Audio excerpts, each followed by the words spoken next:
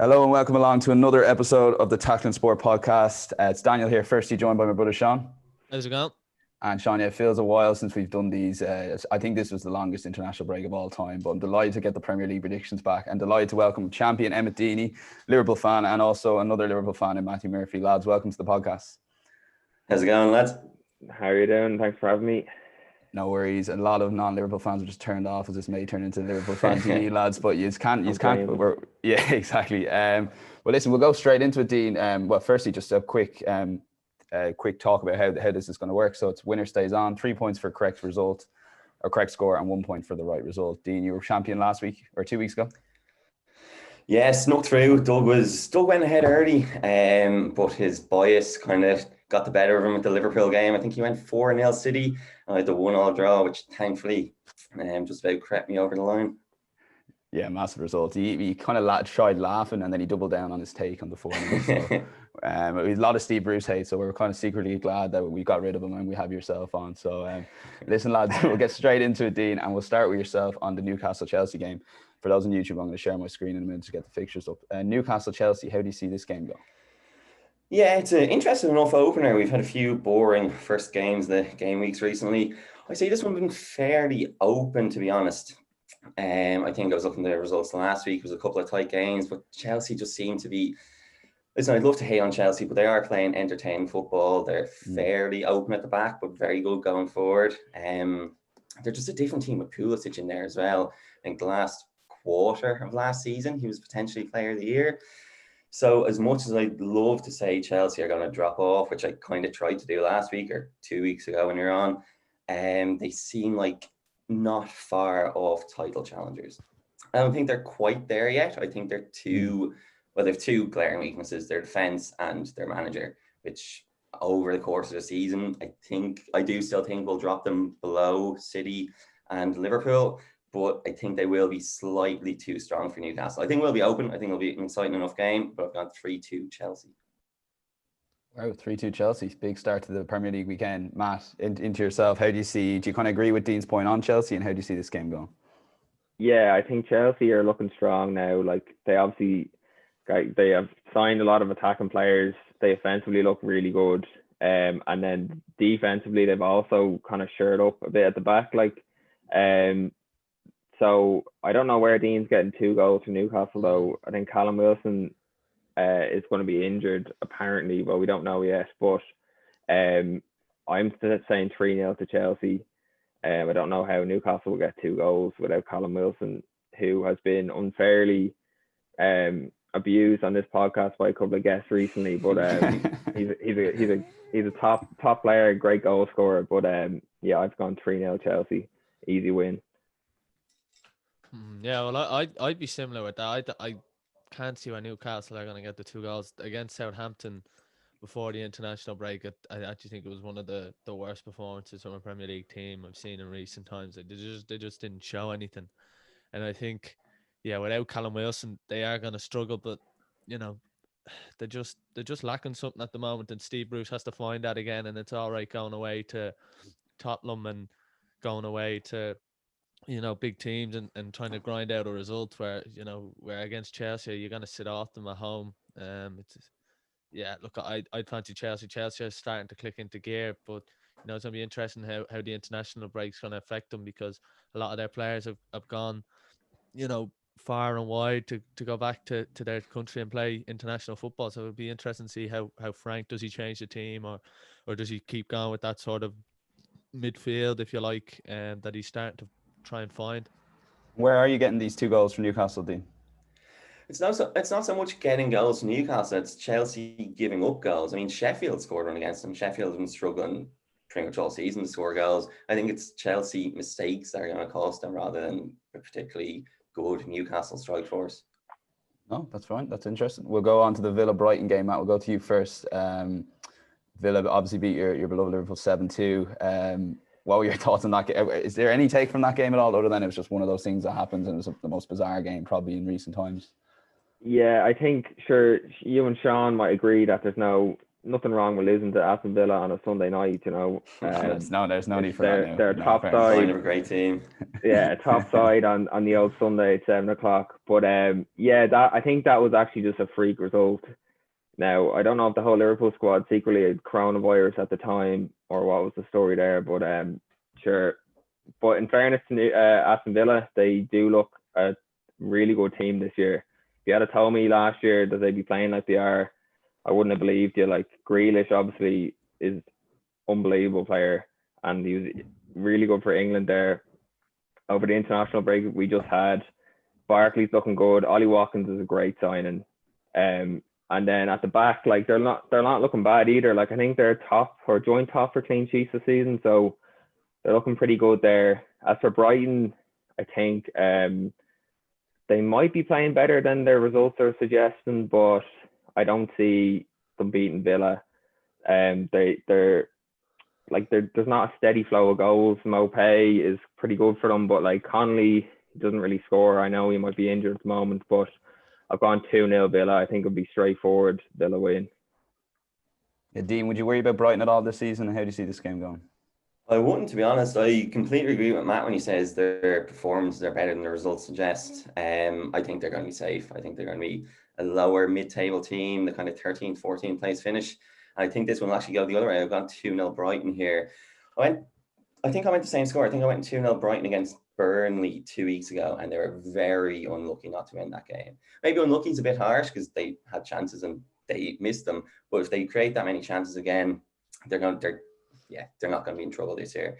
Villa, it was a great result against Arsenal. They've done it to Liverpool. They beat Leicester as well, didn't they? I struggle to see the consistency with them. I think they might have a bit of a hangover from that good result. Grealish might have a hangover from all the praise he got for England midweek, earlier during the week. So yeah, I think this could be a bit of a banana skin for them. And I've gone the other way, 2-0 Brighton. Sean, who's right in there, or who's more right? I don't know. You would fancy Villa, but I think the Southampton result will kind of tell you that maybe there is something missing at home, trying to break teams down. Yes, they have Grealish, but I think that team kind of lends itself to playing on the break with Ollie Watkins. The one thing I would say is not a whole heap of their players are on international break, which always helps. I know Grealish was, Tyrone Mings was, Martinez was, but the likes of Barkley, Watkins, Target, guys like this, Matty Cash can stay fit and stay ready. I'd be interested to see how John McGinn does after Scotland's exploits and all the celebrations they had, and whether Dean Smith gives him a rest or what he does. But I think they've a really settled team there at the moment, Aston Villa, and yeah, I kind of would fancy them against Brighton. Look, I'd have been a bit disappointed with Brighton this season. I watched the Crystal Palace game where, they were probably the better team, played all the football. They only got a draw out of it, but the amount of times you hear managers say, "Oh, our performances aren't getting the same merit for the results," and Chris Wilder has said that, but there's only so much of that you can take after 8 or 9 games. So I think the warning signs are there for Brighton already, and I think it'd be difficult for them to get points off Villa, I think. And if Villa are wanting to progress as much as they are and get back to where they formerly were, I think these are the games they're just non-negotiables. Yeah, like, it'd be an interesting game to see again on it. I suppose we'll move on to Doug's pick for the Premier League title. First, a word on that take in terms of Spurs, Matt. Spurs against City. Can you see Spurs challenging for the title at all? I really hope not, but it is a possibility. Yeah, like, in fairness, they are playing. They're getting results. They're playing pretty well. They do have good players. Like, there's no real reason why they shouldn't be challenging, but I think Liverpool and City are still a level above them. This is a weird season now. Like, you don't know from week to week who's going to be out with like coronavirus, and you don't know who's going to be given a penalty every game. Like, so it is a bit weird. You do know that one, I guess. United at least 2 for Bruno, yeah. But I think it's a weird season for that respect. But I think City and Liverpool are level above. I would expect Spurs to kind of be up there, but I don't agree with Doug. And what score do you reckon you'll go for here then, Spurs City?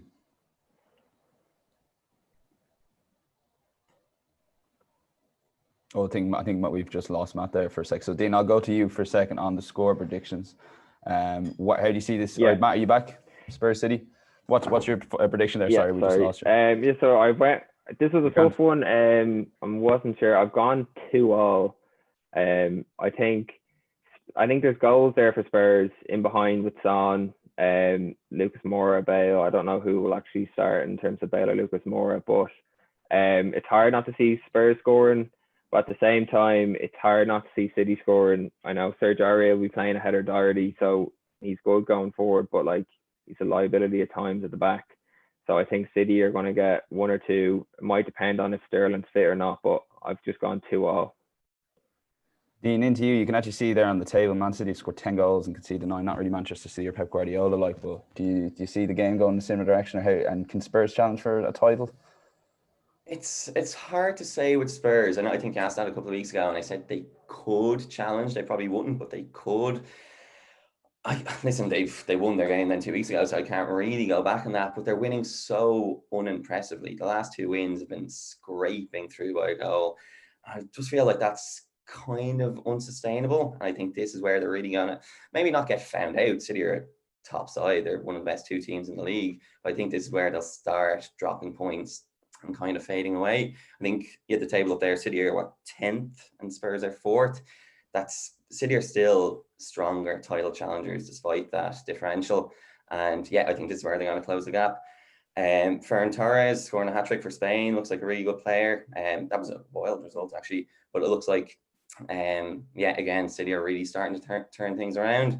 So I've gone 2-0 City for this one. Yeah, Sean, into yourself there again. Same question to you. Like Spurs are obviously the third favourites for the league. They can challenge the title, but are the lads correct there? Yeah, like they probably add the next in line, if you like, at the moment, but they've a horrendous run of fixtures, and it'll tell us an awful amount. And they play City, then Chelsea, then Arsenal, then Palace away, which is never an easy game, then Liverpool, then Leicester, then Wolves. So that brings us up to Christmas, and I think I wouldn't be quick to cast judgment on whether they can or can't do it till we see a good number of those games, because they're the games that kind of shape you, that run of fixtures. That, it'd be very interesting to see what way Jose Mourinho sets them up. Traditionally in big games, he's played for a point. I'm not sure he could play for a point in all 6 or 7 of those games, so he's going to attack a few of them. And whether he really does set them up for the break, and I think Guardiola will have that ready, and he'll ask Walker to play deeper. He might even play a 3 at times, especially with the ball, just in case for the counter. And then you'd have Laporte, Diaz, and Walker all being well from international break. Diaz, I think, scored 2 for Portugal. So I think that's how City will kind of set up to play Tottenham. And I think City are just slowly starting to find their gear. You got to remember, this is not the traditional pre-season, and teams aren't going to hit the ground running. We've seen that with Liverpool being sluggish at times, and no one's really, taken the league away from anyone as of yet. And I think City, with their game on hand as well, and they've kind of played a few big teams as well. So I kind of fancy City to win this one, but it'll be very interesting to see how Jose sets them up and what we see from them in the next 4 or 5 weeks and up to Christmas. And then I think around Christmas we'll know, or even in 2 or 3 weeks we'll know if this Tottenham team can really, challenge. Jose absolutely smashing the Instagrams recently, so we wish Jose well. And from Jose's current team to his former team, Matt, I'm looking forward to your take on Ole Gunnar Solskjaer here. United, West Brom. A little bit on Ole first, and then can you see them kind of getting over the line at home to West Brom, surely? Yeah. Well, with Ole, I think it's I don't know what to say about it. Like they look like the worst team 1 week, and then they get huge results the next week. So I think that's how he's like keeping in the job at the moment. Like he's getting big results when he needs it, in fairness to him. I think like it's mad that if Pochettino is available that they wouldn't go for him. I think you have to just go for the best man out there, which Pochettino is clearly a level above. But I think the moment he's getting enough results to get him by. So, and I think this weekend as well, he's going to do it again. West Brom look really, really poor. And United, in fairness to them, they have some great attacking players, and they're at home. I put them down for a 4-1 win. So I think they'll hammer them, to be honest. Yeah, Dean, your take on that. We got your take on Ollie last week, but it's or 2 weeks ago, sorry. But it's just a case that it's going to be the same issues all the way. I can see this keep happening, inconsistent results. It's almost beyond belief, really, that the level of inconsistency at United at the moment. Yeah, you're spot on. I mean, I guess Ed Woodward must not be a fan of podcasts because we did everything we could to get rid of him 2 weeks ago. It's just exactly what Matt was saying. They always get results just when he needs it, but United probably don't need it. If they lost against Everton going into an international break, it would have been a perfect opportunity to get rid of him. But now they have to give him more time, and it's just prolonging this terrible saga for them. Given that, I would love to say they're going to lose or draw against West Brom, but West Brom, I think, are the worst team in the league. I think they're going to be too strong. I think Greenwood pretty accurately represents the jersey and what United stand for. So again, I'd love to go against them, but I can't. I'm going 2-0 United here. Sean, into you there. Yeah, well, the one thing I would say about, I mean, if United are to sack Ole Gunnar Solskjaer, and if Ed Woodward sacks Ole Gunnar Solskjaer, well, then the attention goes from Ole Gunnar to Ed Woodward straight away, and everyone starts asking, including ex-players in the media, including pundits, they'll be going, well, Ed Woodward's next. Like he's the next to go. If we're sacking Ole Gunnar Solskjaer, if they're sacking his mate, that I think Ed Woodward will be the next. And I think so. You think he's just kind of like, so long as Ollie's kind of the main headline. Yeah, I think they're hedging their bets, Manchester United. I think they know the attention will be brought back onto them if they were to sack a club legend. And that's probably why I think it's going to be an event's going to have to happen for Ollie to get sacked. I mean, it's going to have to be, I think if another Tottenham-like performance came, then I think, that could be the end of the road, or if it's a humiliation in the Champions League to whoever, then I think, it would have to come then. But other than that, at the moment, I think when they're just petering along, I think I'm not sure. I think I'd be surprised to see Ed Woodward sack him. Look, I think they'll win this game pretty comfortably. West Brom have been, as the lads have said, pretty poor. They kind of have their strengths and kind of play to them. But I think the goalkeeper, and we said on this podcast, isn't quite good enough for the level. Sam Johnson's made a couple of mistakes, made a couple of good saves, and then in the same game made a mistake. And he's always kind of been known to have that at Aston Villa and Sheffield Wednesday. So you fancy Manchester United to win this. It'd be interesting to see what formation West Brom will play, because they if Dara O'Shea starts as well after his performances for Ireland. Yeah, exactly. And I'd be kind of surprised to see him play just on the international break and how much he's played, because managers want to get their freshest players. I think that's in this time when you're playing games, and the likes of Ivanovic and Connor Townsend and Edwards, people like this for West Brom haven't played international football. So I think that will be, I think, if he does start, I think it'll be a testament to what Bilic thinks of him. Do you want to get your take on Jordan Pickford, Fulham versus Everton? You've promised me a big old take on this, or maybe just slate him for a minute. So you have about a minute, I'd say, if you want to have a quick round.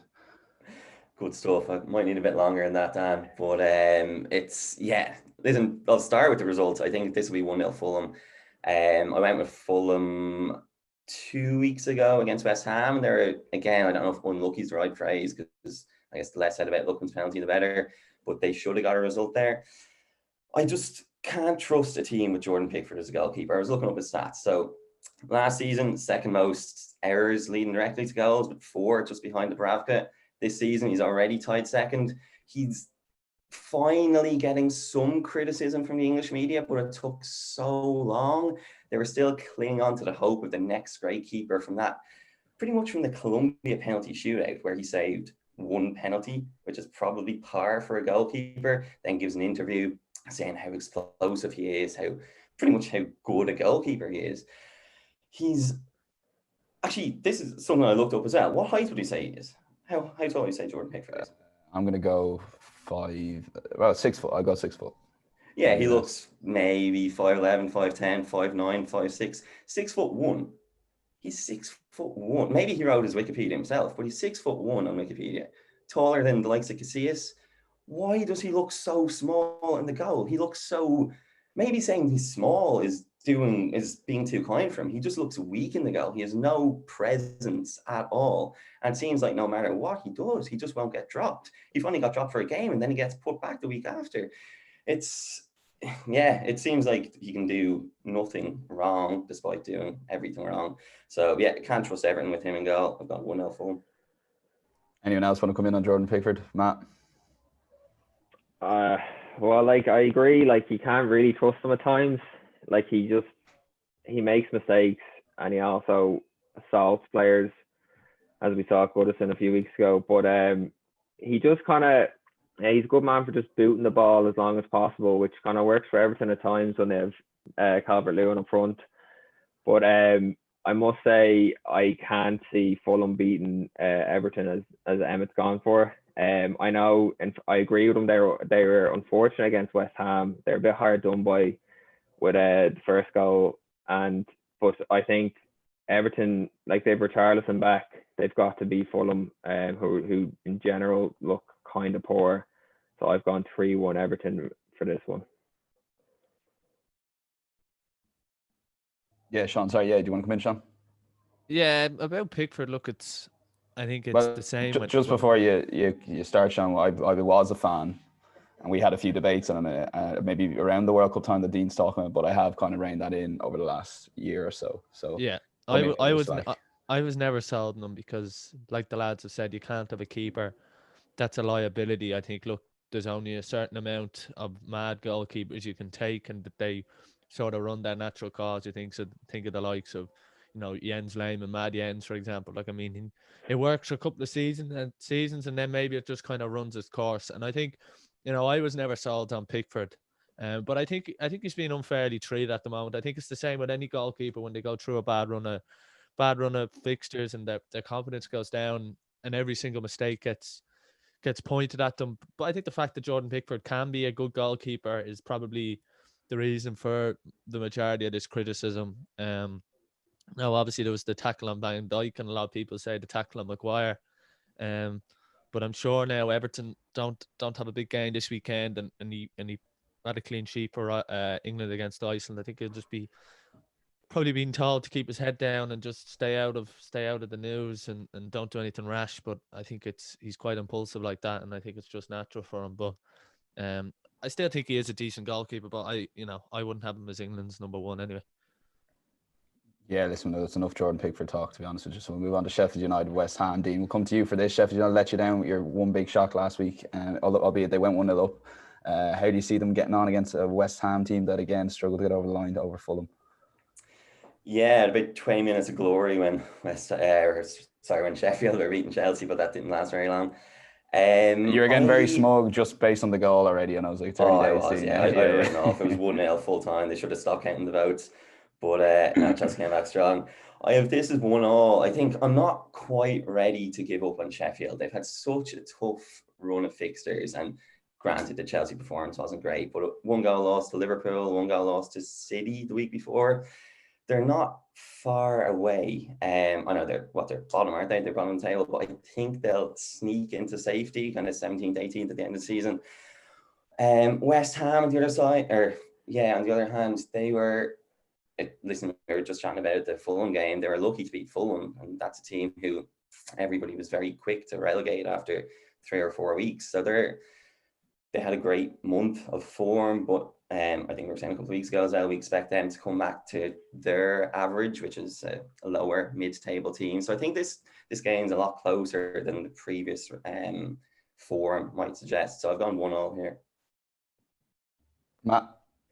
Yeah, I've actually gone 1-1 as well. I think Sheffield United, like, they do look like, compared to last year, it is mad to see how they're struggling.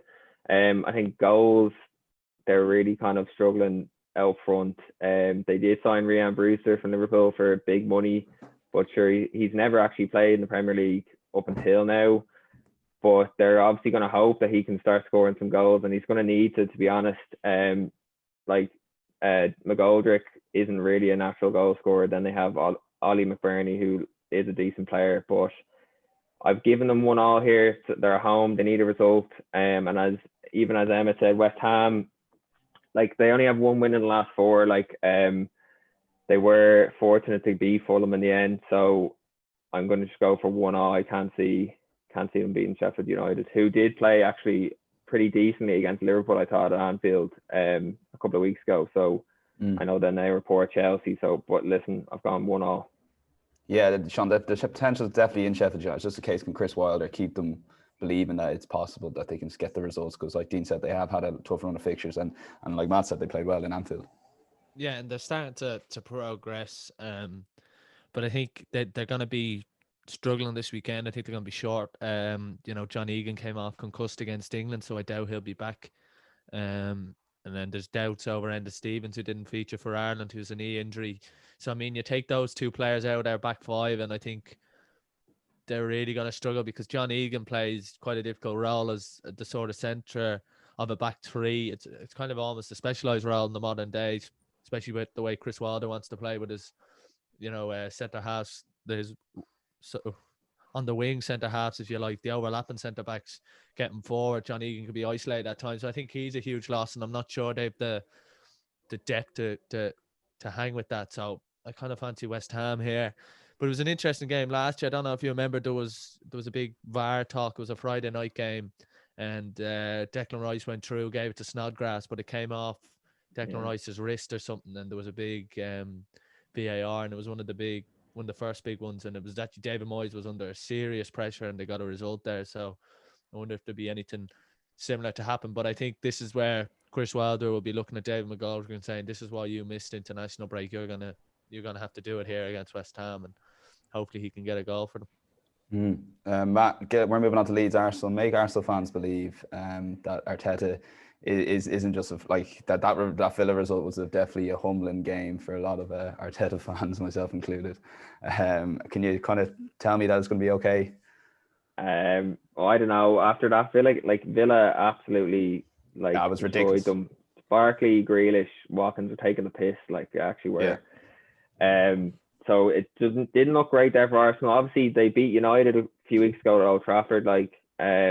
So it's a good result there. Defensively, they obviously look really good, but I think that's cost them an attack. They've only scored 9 goals, I think, this season, which is not great.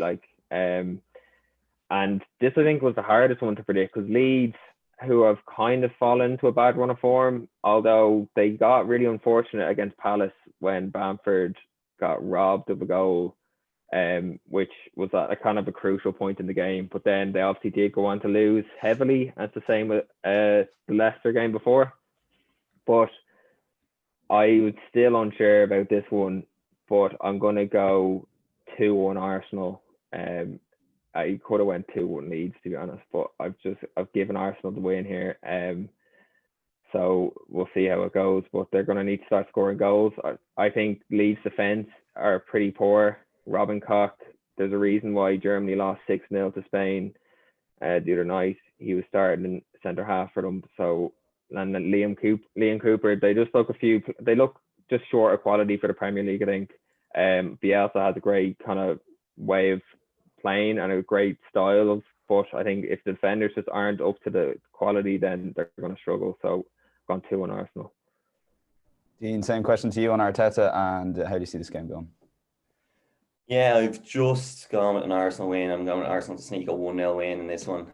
Arteta, he's trying to do something. He's trying to build something, which you have to respect. Again, let's not just keep talking about Ollie, but it's the opposite of Ollie. Arteta is building for the future. If it works, it works. If it doesn't, you can move on. Leeds, they seem to be getting found out for a team which is purely system-based, and it seems like everybody should be replaceable. It just seems like Calvin Phillips isn't replaceable. They're just not the same side without him. They don't have the same creativity. They don't have the same threat going forward, and they just look at a shell of what they looked in the first month of the season, maybe. I think Arteta is smart enough to set them up just to get the win. He's not going to do anything fancy. I think he's just going to try to sneak a fairly defensive performance and get the 1-0 win, not give Leeds the space that they need. And 1-0 Arsenal. Yeah, Sean, it's boring Arsenal these days, but this game should probably suit because Leeds will come out and attack them. Yeah, well, not necessarily sure Leeds are going to play the same way they've been playing against the likes of Manchester City. I know Bielsa sort of has this approach, but I'm sure there'll be a lot more work done to stop them being so easily done on the counter attack. Like Matt said, Robin Koch and Liam Cooper haven't been at their best this year. I mean, the one thing with Liam Cooper is even last year he was injured a lot of times in the championship, and I think they're really missing Ben White from Brighton, who they really pushed to sign, and I think he, you know, if they sign him, then they can sort of have that partnership going forward. And I don't know, maybe if they even sign Koch, so maybe it is a second sort of transfer, if you like. And Liam Cooper's got that experience. He was away with Scotland, didn't play in the playoff, which was kind of an interesting one. It kind of tells you what Steve Clark thinks. And they went with, I think it's McKenna, I think, from Motherwell. So that kind of shows you where Cooper is in Steve Clark's eyes for the big game. And I think, you know, whether Arsenal play a lot of the guys like Pierre-Emerick Aubameyang and Thomas Partey were all away in Africa playing on the international break. I mean, that's a long haul back, and Nicolas Pepe. So it's one of those lottery games. You're not going to know what's going to happen till about 5 minutes into the game, where you'll get a sense of who's on top or who wants to play. But Leeds have done well against Arsenal in the past in cup games.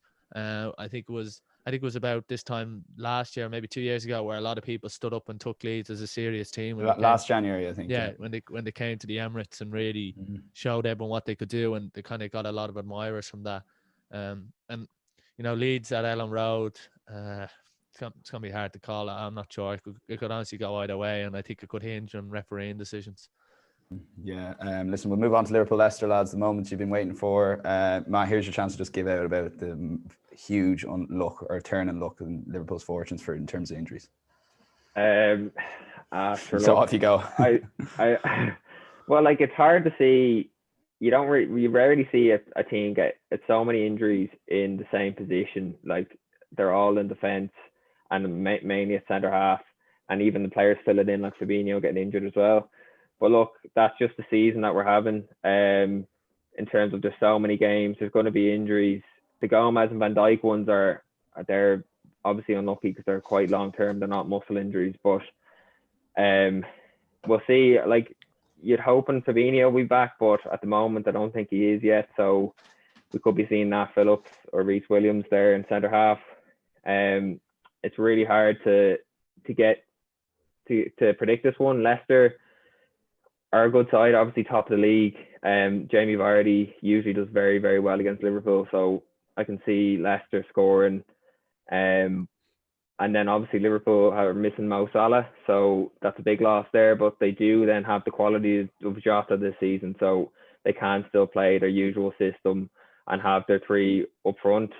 So I've gone for 2-1 Liverpool. Just probably a bit of bias there. I could have went either way, but I think they just should have enough quality up front to beat them. But they're definitely going to concede. So I've gone 2-1. I think we watched that game last year in your house on Premier Sports, wasn't it? 3:00 kickoff. Yeah, and James Milner last minute penalty to win it, I think, wasn't it? Yeah, it was. Yeah, it was actually pretty. Because Leicester were shocking and they got the equaliser. Dean, should Mo Salah be going to his brother's wedding in the middle of an international break? Listen, he has to live his life, Dan. We can't just lock all our players up. But yeah, it's just great to hear someone talk sense about Liverpool on this podcast. I completely agree with Matt. I have 2-1 Liverpool as well. It's weird. Every time I doubt Liverpool, they just always come good. I know the reverse fixture in this last year, that was Stevens' day, wasn't it? Going to Leicester when that was all the talk. Okay, this is when they're going to lose an unbeaten run, and it was arguably their best performance of the season. They went out and beat them 4-0. They just seem to find a way over the last 2 or 3 years to always come good. And this is a game we really could doubt them. I'm worried about it. I have every reason to doubt them, every reason to think that they won't win. But every time I think that, they come good. So as long as they keep coming good, I'll keep backing them. So yeah, I've gone 2-1 Liverpool. John? Yeah, I kind of fancy Leicester here. I think with everything that's happened. Here we go now. I'll just let you three lads talk away. The same way that David McGoldrick will need to perform this week, Jamie Vardy doesn't play international football. These are the games he doesn't play international football for. These are the reasons he's the Leicester talisman. He is ultimately the reason they are, a threat for the top four. They're playing in Europe. He's a phenomenon, really, what he's done. But I think these are the games he lives for. He lives for big games away from home where he can get a bit of space. And I'd say he's licking his lips at the possibility of not playing Gomez or Van Dijk. Two players with an awful amount of pace that can read a game, that are good in the air. So Vardy's not going to get much off them. They could play whoever back there. I know Trent Alexander-Arnold is likely to be injured. I think Robertson's the only one who's going to be one of the recognised defenders back there, if you like. I mean, he's just played a couple of games. I know they rested him for the other two Scotland games, but he had that trip and all the celebrations afterwards. So you got to wonder, what's he going to be like? And to be honest, I don't know who they're going to play back there. It could be a man, and Nico Williams, but there's a lot, or not Nico Williams, Reece Williams. There's a lot of talk though that he could be injured. He might have picked up a muscle injury for the England 21. So look, I don't think it really matters who they play back there. Maybe they go with someone more experienced like Jordan Henderson. But I think Jamie Vardy is going to lick his lips and destroy whoever's there, because he's that good. And if he gets any sort of space, and it'd be interesting to see what way Liverpool set up with no Salah. Obviously, Wijnaldum played a couple of games for the Netherlands, scored the winner, I think, against Poland. But I think Vardy is just going to lick his lips at the possibility of playing at Anfield without having to come up against Van Dijk or Gomez. And that is the reason why he got rid of his international career. He didn't want to be travelling with England, going to games. And this is the moments that you got to justify it, even in his own head, for the big games. And Vardy is a big game player. Look, he scored against, I think, nearly every big club. And look at that. Was it a hat-trick against City already this season? So he's on form, and you can just know he's going to terrorise that Liverpool backline. What about that, lads? Anyone want to come in there before we move on Jamie Vardy? I agree with Vardy. I'm very worried about him, and his record against Liverpool, as I mentioned earlier, is really, really good. So and as Sean touched on, obviously he's not playing international football. These are the games when he should be ready to fire. So I think he's going to be. I think he'll definitely score. I think no Trent is a huge loss for Liverpool. Just the way they play, he's so involved. When he doesn't play, they look poor, definitely. So that's another thing to consider. He's not going to be there on Sunday, and you have Nico Williams there filling in, who also looks shaky defensively. So yeah, I don't know. I'm sticking with my Liverpool, but Sean's got me even more worried now. Do you think there's any argument to go Milner right back ahead of Nico Williams, Matt? I think he probably might, to be honest. Nico Williams, I think, was on the bench with a slight knock, I think, for Wales even yesterday. But I wouldn't be surprised to see Milner. He's Mr. Reliable. So. Well, I was thinking that he would, long-term try out someone like Jordan Henderson at centre, and short-term rather to shut out Jordan Henderson, because I can't remember what game it was, but when there was a knock in the Liverpool game, Henderson sort of went over to Klopp as if to say, I can go back there, and they sort of made a switch. They brought Williams on. So I think he's got, it was actually the Fabinho injury. So I think, look, Klopp's got a few options there, what way he plays.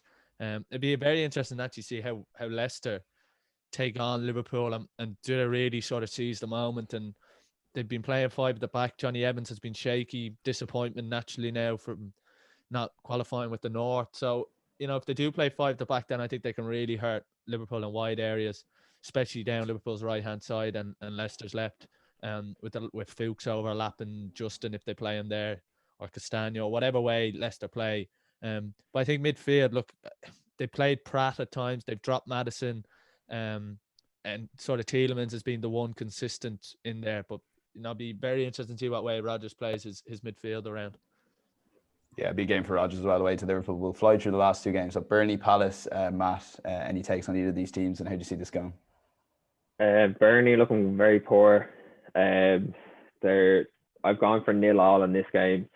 I think Burnley, even defensively, I know Tarkowski's had a lot of a lot of interest in the summer, and then he kind of wanted to leave apparently, and there's maybe a bit of unrest there. Ben Mee's been out injured obviously as well. But I think they're home now against Palace, who I'm not sure on Palace. some weeks obviously they're good. They beat Leeds well a couple of weeks ago, but I've just gone 0-0. Two teams who aren't the best attacking, so I'm just saying dull game 0-0. Yeah, I can see both teams settling for a 0-0 as well. Dean? I'm fairly keen on Palace, to be honest. I think Palace can be a good side, and can is the key word there. Like Matt was saying, they are very inconsistent. But Burnley just haven't shown me anything all season to think that they can get a result. I know they got a result against Brighton, but if they give up those kind of chances to Palace, Palace will put a few past them. So I've gone 3-0 Palace here. Well, Yeah, Sean, very quickly. The one thing I would say about Burnley is they're starting to get their back four back. Ben Mee's came back against Brighton.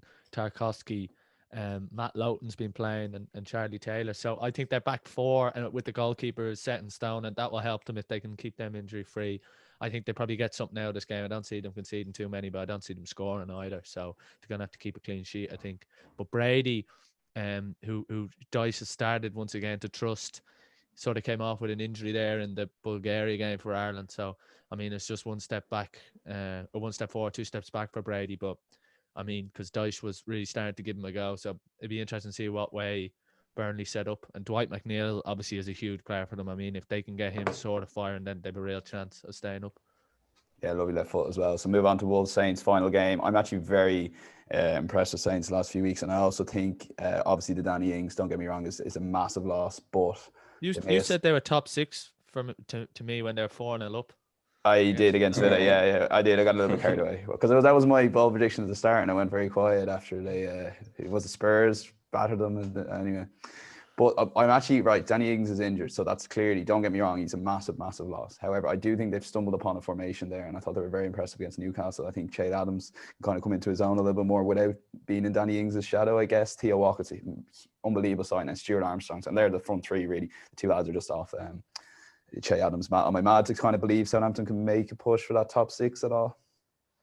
Maybe not top six, just even with Ings getting injured and stuff, he's missing a huge portion of games now at Christmas. But as you said, Che Adams is looking really good. I think he was nominated for Player of the Month there, like he's been playing well.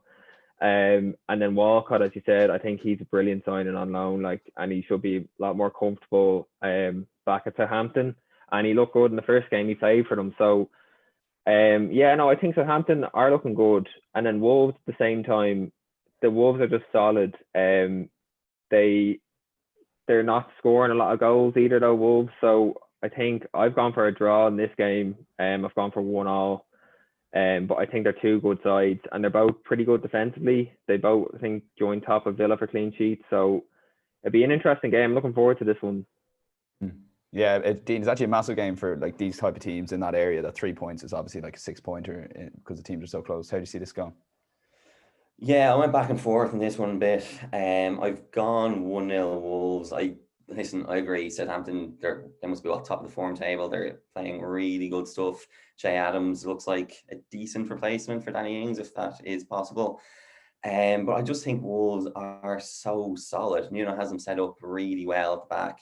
And they're just not going to give up too many chances. I think they could get one on the break. I think it'll be tight. I think it'll be cagey enough, but I've gone 1-0 Wolves. Yeah, Sean, am I mad? A little bit. I think they're probably lacking a little bit of depth and probably a spearhead at the back, if you like. I know they have a decent goalkeeper. Alex McCarthy's kept a good few clean sheets, but I'm not sure if he's a top level keeper. One thing I'd say is there are a few lads that are going to be fresh again, and that that after international break is huge because they haven't just played 2 games in the international; they played 3 now, and the traveling to and from games gets that time frame for recovery gets shorter because of that game. And the one thing, Stuart Armstrong didn't play for Scotland in that first game against Serbia, and that probably kind of tells you what Steve Clark thinks of him. And they went with Ryan Jack and Ryan Christie instead of him. So I think he featured in the other 2 games, but he'll have a point to prove. Che Adams obviously doesn't play international football, nor does Theo Walcott. So that front 3 is fresh. You've also said, Dan, that they kind of found a formation. I think that's why you have your identity. That's why you have something. Even when a player gets injured, you only have to fit one player around.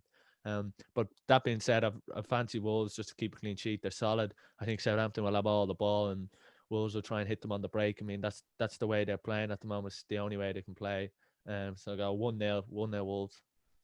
I'll go 1-0 Saints, just to wrap that up. So Newcastle, Chelsea, go through the predictions real quick. Dean went 3-2 Chelsea.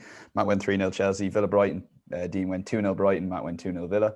Nice symmetrical there between the two of you. Spurs, City. Dean went 2-0 City. Matt went 2-all. United, West Brom. 2-0 win for Dean. 4-1 win for Matt. Fulham, Everton. 1-0 to Fulham for Dean and 3-1 Everton for Matt. Sheffield United, West Ham. 1-all both. Dean fancies Arsenal away to Leeds. 1-0. Matt 2-1 Arsenal. And then it's 2-1 home Liverpool win. Nice boys reporting from the lads. And then Burnley Palace. Dean went 0-all. Is it Dean went 0? Sorry, Dean went 3-0 Palace. Matt went 0-all, and then 1-all, and then 1-0 Wolves for Dean, and Matt went 1-all. So lads, thank you very much. That's it. We've managed to cover all 20 teams in about 40 or so minutes. So lads, that's pretty impressive. Thanks for listening. For those that are watching on YouTube, hit the subscribe button on the bottom right. But all that's left to say is goodbye from myself, and it's goodbye from the lads. Bye. Cheers, lads. See you later. Thanks.